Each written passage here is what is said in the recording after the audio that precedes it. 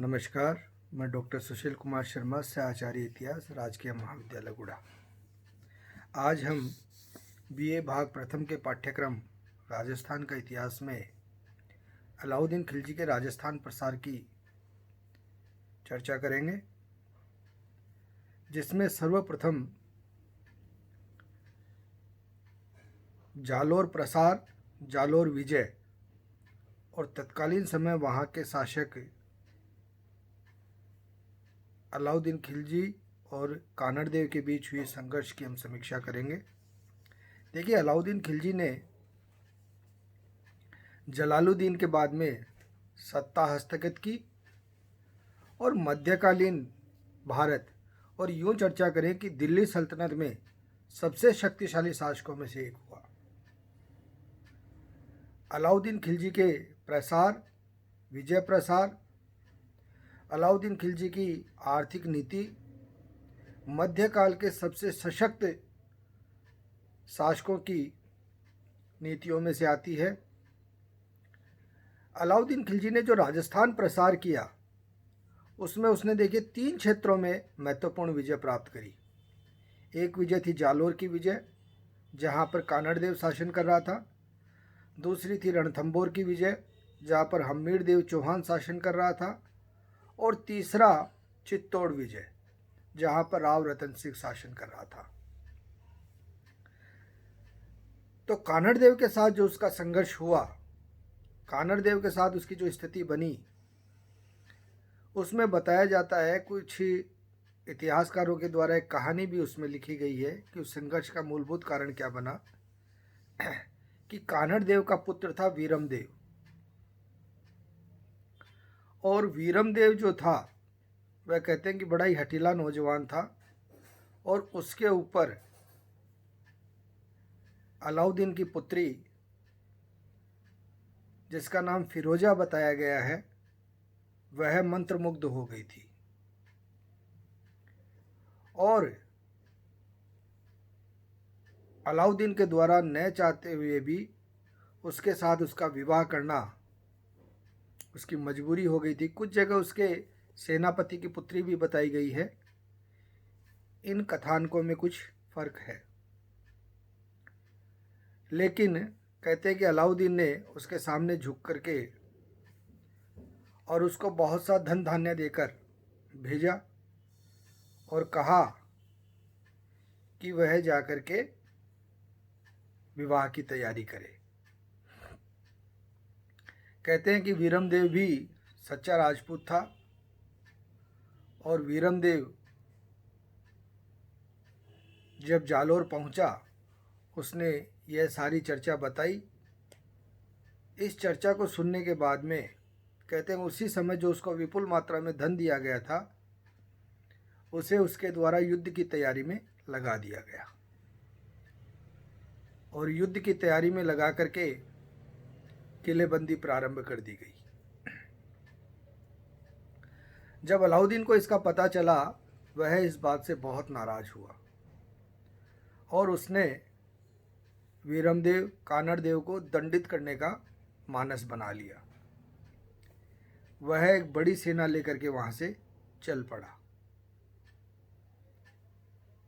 और उसके द्वारा जालोर पर आक्रमण कर दिया गया। बताया जाता है कि युद्ध बड़ा ही संघर्ष में रहा, किला भी सशक्त था, लेकिन किसी उन्हीं के व्यक्तियों के द्वारा, उन्हीं के किसी सरदार के द्वारा किले के एकमात्र जल के स्रोत में जहर मिला दिया गया, जिसके कारण राजपूत सेना को द्वार खोलने पड़े और सीधा युद्ध करना पड़ा। कहते हैं कि इसमें वीरमदेव भी बहुत ही बहादुरी से लड़ा और अंत में दुश्मन सेना के हाथ न लगे, इसलिए उसने अपनी कटार घोंपकर और अपनी जीवन लीला समाप्त कर ली। कानड़ देव भी इस युद्ध में लड़ते हुए वीर गति को प्राप्त हो गया और इस युद्ध में अलाउद्दीन खिलजी की विजय हुई। जालोर का किला भी उसके हाथ लगा और इस क्षेत्र को भी उसके द्वारा हस्तगत कर लिया गया। कहा जाता है कि फिरोजा ने भी इसके बाद में अपने आप को ख़त्म कर दिया था। तो यह एक प्रेम प्रसंग भी था और इसी के उसमें अलाउद्दीन खिलजी की प्रसार नीति में जालोर विजय भी थी।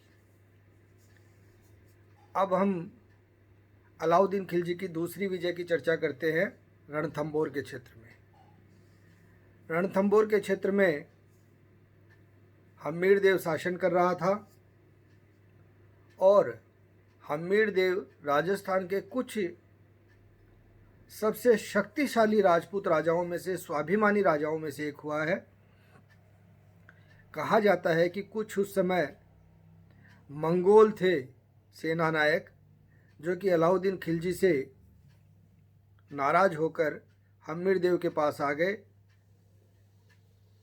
हम्मीर देव की शरण में आ गए। कहा जाता है कि अलाउद्दीन खिलजी का एक संघर्ष यहाँ पर और था।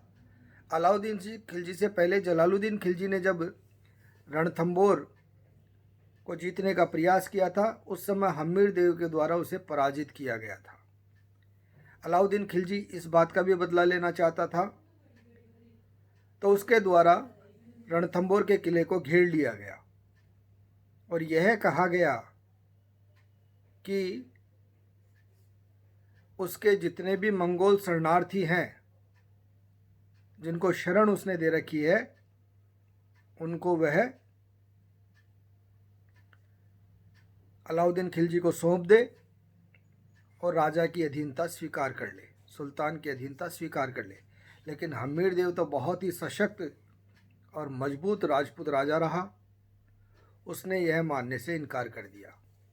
उसने कहा कि मैं मेरे किसी भी शरणागत को मेरे जीवन के अंतिम समय तक किसी विद्रोही को नहीं सुपुर्द करूंगा। ऐसी स्थिति में युद्ध होना असंभावी था और युद्ध असंभावी होने की स्थिति के अंदर अलाउद्दीन खिलजी के द्वारा आक्रमण कर दिया गया और बड़ा भीषण संघर्ष चला। लेकिन इस समय एक दुर्घटना वहाँ पर हुई। तत्कालीन समय राजपूतों के अंदर एक प्रथा थी कि जब भी कोई मुस्लिम आक्रांता आक्रमण करता था, तो ये आक्रांता जो थे, ये जीतने के बाद में भी बहुत ही गलत तरीके से पेश आते थे। नारियों के साथ, स्त्रियों के साथ शर्मनाक कृत्य किए जाते थे, निर्दोष जनता को मारा जाता था, बच्चों तक को ये लोग नहीं छोड़ते थे। तो ऐसी स्थिति में अपनी लज्जा का, अपने सील को बचाने का प्रयास करने के लिए राजपूत नारियों के द्वारा सती प्रथा कर ली जाती थी, जोहर व्रत कर लिया जाता था। तो युद्ध की स्थिति में जोहर का व्रत किया जाता था। तो वहाँ पर युद्ध में ये स्थिति बनी हुई थी कि अगर हम हारेंगे तो यह जो छत्र हैं ये दिखाए जाएंगे। युद्ध चल रहा था और युद्ध में राजपूत सेना मजबूती के साथ युद्ध कर रही थी, लेकिन कहा जाता है कि उस समय गलती से गलत छत्र दिखा दिए गए। गलत छत्र दिखा देने के कारण मुस्लिम सेना संख्या में भी ज़्यादा थी, मजबूत भी थी,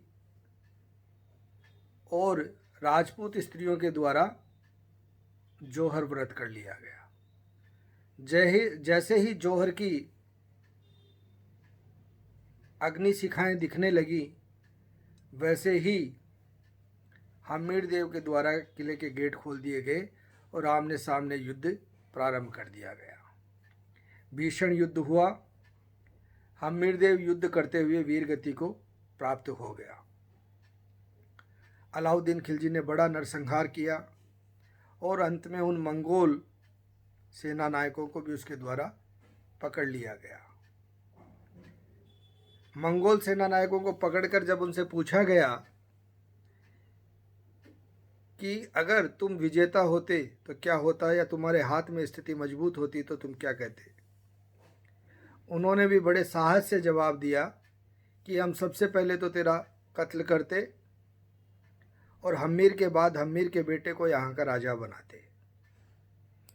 कहते हैं ये बात सुनने के बाद अलाउद्दीन काफ़ी नाराज़ हुआ और उनकी आंखें तक निकाल ली गई और उनके टुकड़े करवा दिए गए और फिर भीषण नरसंहार उसके द्वारा किया गया और रणथंभौर के किले को विजित कर लिया गया। ये दो मूलभूत विजय तत्कालीन समय अलाउद्दीन खिलजी के द्वारा राजस्थान प्रसार में की गई। तीसरी विजय जो थी, तीन ही मुख्य विजय थी, वो थी चित्तौड़ की विजय। चित्तौड़ के क्षेत्र में राव रतन सिंह शासन कर रहा था और रतन सिंह की पत्नी थी पद्मिनी। तो पद्मिनी की ऐतिहासिकता को लेकर के भी प्रश्न बनाया जाता है कि क्या पद्मिनी हुई है, पद्मिनी की क्या स्थितियां रही थी। तो मलिक मोहम्मद जायसी के द्वारा एक ग्रंथ लिखा गया जिसका नाम है पद्मावत, और उस पद्मावत से ही लगभग इस कथा को उठाया गया है, कथा को लिया गया है। पद्मावत एक सामाजिक उपन्यास मात्र था, लेकिन ये पात्र निश्चित रूप से सही ऐतिहासिक रहे हैं। कहते हैं कि अलाउद्दीन खिलजी मोहित हो गया था और पद्मिनी को पाने के लिए लालायित हो गया था। उसके द्वारा पद्मिनी को प्राप्त करने की बात कही गई, जो कि राजपूतों की आन बान के लिए बिल्कुल भी संभव नहीं था। इसलिए उनके द्वारा एक कांच के अंदर परछाई लगा करके पद्मिनी को दिखलाया गया। कहते कि उसी समय वह तैयार था और उसने पद्मिनी का हरण कर लिया। पद्मिनी को हरण के बाद में राजपूतों के द्वारा 1600 डोलियों में बैठ करके राव रतन सिंह जो था उसको छुड़ाने की प्रक्रिया में और पद्मिनी को ले जाने की बात उनके द्वारा की गई।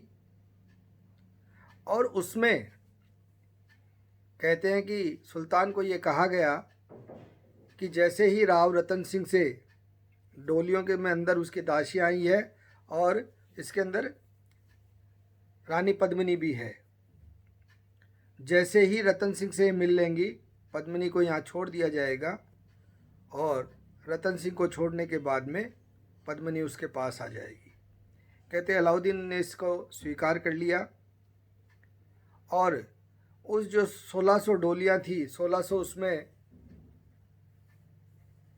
सिपाही थे। कहते हैं कि उनके द्वारा उसी समय युद्ध प्रारंभ कर दिया जाता है। पद्मिनी के द्वारा जौहर व्रत किया जाता है और राव रतन सिंह भी इसमें युद्ध करते हुए मारा जाता है।